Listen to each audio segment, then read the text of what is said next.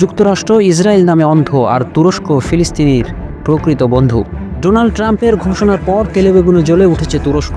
গাজা ইস্যুতে এক বিন্দু ছাড় দিবে না এরদোয়ানের দেশ। ন্যাটো সদস্য তুরস্ক যুক্তরাষ্ট্রকে সতর্ক করে দিয়েছে। এই উত্তেজনা কি আরও বাড়বে?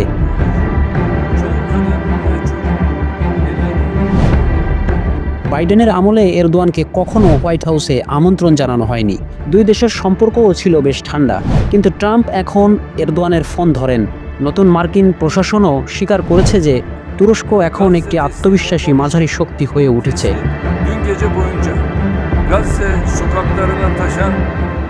অবশ্য ট্রাম্পের প্রথম মেয়াদে যুক্তরাষ্ট্র ও তুরস্কের মধ্যে উত্তেজনা বেশ বেড়েছিল।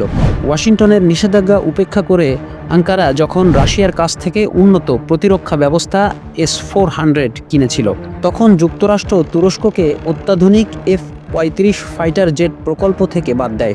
অন্যদিকে এরদোয়ান অভিযোগ করেছিলেন যে যুক্তরাষ্ট্র তার অন্যতম রাজনৈতিক প্রতিপক্ষ ফেতুল্লাহ গুলেনকে আশ্রয় ও সহায়তা দিচ্ছে। আবারও কি ট্রাম্প এরদোয়ান বিপরীত মেরুতে অবস্থান নিয়েছেন?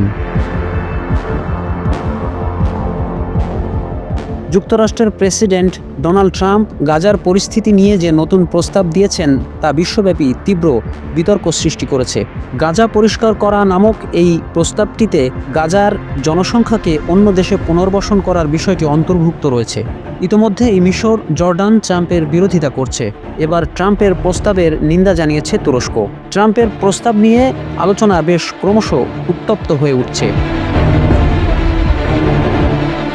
তুরস্কের পররাষ্ট্রমন্ত্রী হাকান ফিদান এক সংবাদ সম্মেলনে বলেছেন, আমরা আশা করি রাষ্ট্রপতি ট্রাম্প সঠিক সিদ্ধান্ত নেবেন এবং এই ভুল সংশোধন করবেন। এটি একটি উন্মুক্ত ক্ষত যা যত তাড়াতাড়ি সম্ভব বন্ধ করা প্রয়োজন এবং এটি তুর্কি আমেরিকান সম্পর্কের জন্য ক্ষতিকর। তুরস্কের মতামত খুবই স্পষ্ট। তারা ট্রাম্পের প্রস্তাবের বিরুদ্ধে, কারণ এটি মানবিক আইনের সঙ্গে সম্পূর্ণভাবে বেমানান। তুরস্ক যুক্তরাষ্ট্রের ব্যাপারে মোটেও বিচলিত নয়। ফিদান বলেছেন, আমরা কায়রোর ঘোষণার পাশে আছি। আমরা এই ঘোষণাকে সমর্থন করি। কাতারের সঙ্গে একযোগে তুরস্ক যুক্তরাষ্ট্রের এই প্রস্তাবের বিপক্ষে একজোট গঠন করেছে। মিশর ও জর্ডানও গাজার জনসংখ্যাকে অন্য দেশে স্থানান্তরের ট্রাম্পের পরিকল্পনা প্রত্যাখ্যান করেছে। ফিদান জানিয়েছেন, তুরস্ক গাজার আহতদের চিকিৎসার জন্য প্রস্তুতি নিচ্ছে। মিশরের প্রেসিডেন্ট আল সিসি বলেছেন, যে কোনো জোরপূর্বক বাস্তুচ্যুতি ফিলিস্তিনির রাষ্ট্রকে শেষ করে দিতে পারে। তিনি এটিকে মিশরের জন্য একটি রেড লাইন হিসেবে চিহ্নিত করেছেন, যা মিশরের জাতীয় নিরাপত্তার জন্য বিপজ্জনক হতে পারে।